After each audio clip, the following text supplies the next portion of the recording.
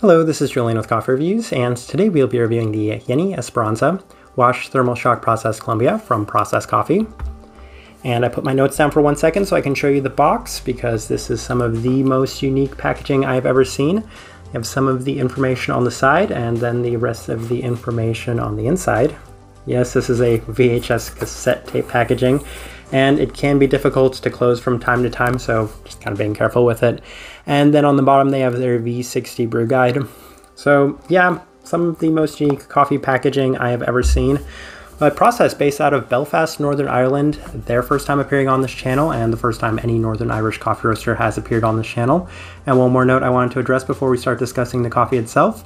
We did get a request from a regular viewer of our channel to include a photo of the coffee beans, and I wanted to give my own thoughts about this idea just real quick, because I've never been one that's really closely examined coffee beans in general. Unless they're really light, really dark, or really big, really small, I don't go out of my way to kind of examine them or notice them, and typically when there is something that's really different about coffee beans in general, I will highlight that on our reviews in general. I'm not entirely sure how much you can get out of a photo, because it can be extremely difficult to scale, especially relative to maybe other coffee beans in terms of that, as well as the roast level of coffees, especially with experimental processed coffees. I actually had a discussion with my friend about that quite recently, so let me know. If you find this to be very useful information, then I'll do my best to include more of those photos in the future, but that's just my own kind of personal thoughts on that subject.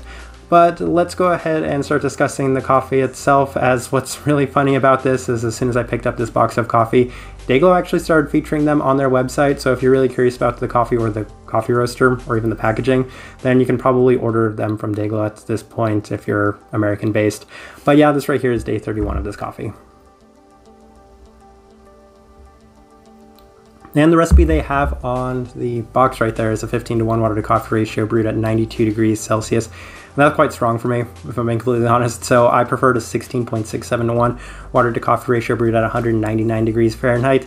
Probably liked it better through the V60, so a more medium fine grind. And yeah, just like a lot of coffees from the British Isles, this is definitely pushing the development spectrum. So we'll call this a European medium for the roast profile. And with all of that out of the way, let's go ahead and start discussing the coffee itself. So day 19, first impression, and the coffee was a lot more vibrant than initially expected, and I think since I saw washed on there first and then the thermal shock in parentheses, I kind of still assumed that this might be a slightly cleaner cup of coffee, a maybe less intense cup of coffee, but that most certainly was not the case. Just from grinding it, I could kind of tell that this was going to be a pretty strong cup of coffee. And then first time trying it, yeah, it definitely lived up to that expectation. First impression reminded me a lot of the tropical nectar from Luna, maybe a more developed version of that tropical nectar, but had those very strong tropical fruit characteristics, so not the best first impression since I was hoping for and expecting something a little cleaner, and it came out a lot more robust. Day 21, the coffee was a slight bit more developed than expected, and it does keep a very strong heaviness from right on the onset. Still pretty heavy in general, skews very strong on the tropical fruit characteristics, and we'll kind of get into that a little further here on day 23.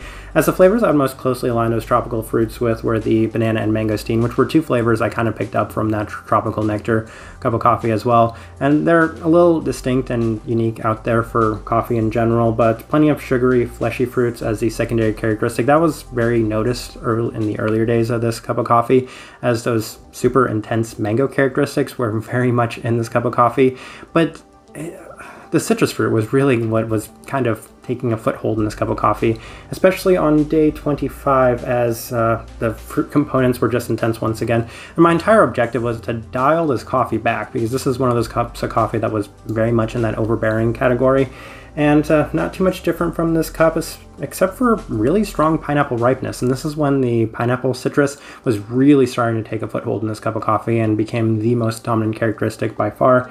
Day 27, coffee continues to get progressively more intense, and I don't think it had to do with me kind of dialing and adjusting the recipe to a sense that it would maybe mute it a little bit more. I think the coffee was just getting more intense in general. Long lasting throughout, pretty consistent, and very much the smokiness in the cup of coffee that I highlighted earlier. At the warmer temperatures, yeah, it kind of tastes like a very, very strong citrus with a lot of smokiness to it. So it's not the best complementary cup of coffee in that sense, and it made it a little difficult, especially, well, throughout the time drinking this cup of coffee, if I'm being honest. Day 29, I came up with this flavor note, pineapple fruit leather, which I feel like perfectly kind of describes this cup of coffee in general, and then still plenty of the smokiness as well. I'm actually going to go look at the flavor notes that they have listed on here. Passion fruit, fizzy peach rings, sparkling, and sweet.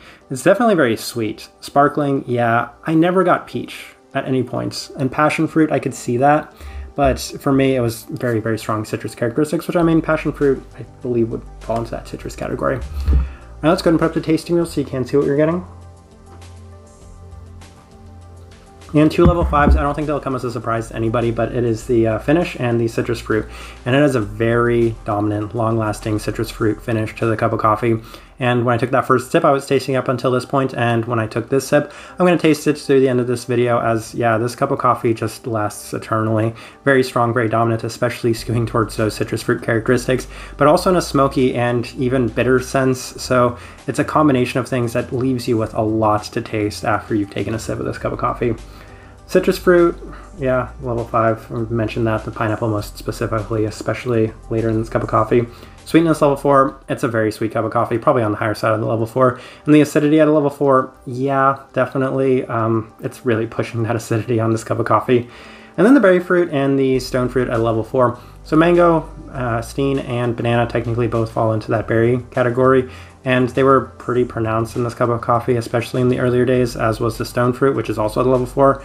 If I'm being completely honest, if the citrus fruit in this cup of coffee didn't exist, I would push both of those up to a level 5 because they are super intense as well. It's just that the citrus fruit is so strong, and it could be at like a level 6, maybe even a level 7, that those things have to be dialed back just one to kind of highlight and emphasize just how strong the citrus fruit in this cup of coffee was.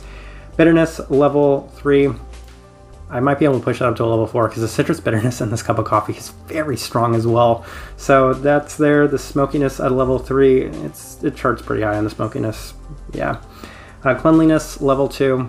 It's on the lower side of that level 2. It's not the cleanest cup of coffee in any sense. It's not quite as boozy, interestingly, as the tropical nectar was, but it just is so strongly skewed in those citrus fruit directions, and so many of the other just really sugary fruit characteristics that the cleanliness just does have to be toned down quite a bit. Looking at this tasting wheel, I feel like I agree with pretty much all of it, especially on this day as well, but as I mentioned, this tasting wheel is relative, so a lot of these things would be pushed up if the tasting wheel even went higher. So yeah, keep that in mind, I suppose.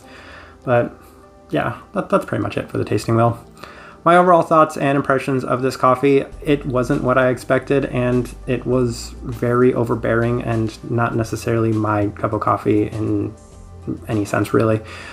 I'm trying to honestly find some sort of, because I don't want to be harsh, and it's probably on me for picking a bag of coffee that wasn't my flavor profile. It just sounded like something that I would really enjoy and sounded like a really, really good fit for me. But that happens. I mean, sometimes you'll pick something and it's not what you were hoping for or expecting, and as a result you might end up a little bit disappointed, and that's honestly the case with what happened here. I didn't want anything that was this overbearing, and it still was a little boozy, quite a bit boozy actually, so those things must be kept in the back of your mind when you're purchasing something like this. The type of person I would suggest this cup of coffee to, I think if you did like the tropical nectar, if you do like these really strong, sugary, tropical nectar sort of flavors, like I called that other cup of coffee a tropical nectar rum, that's what it reminded me of the most.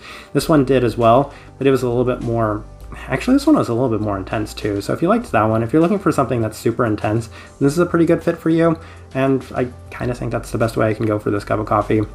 But if you've by chance had an opportunity to try this one or anything from Process, we'd love to know your thoughts and impressions of it or them as well. If you're enjoying the content, give this video a like, subscribe if you're not already subscribed. And this right here has been a review of the Yenni Esperanza Wash Thermal Shock Processed Colombia from Process Coffee. Thank you for watching.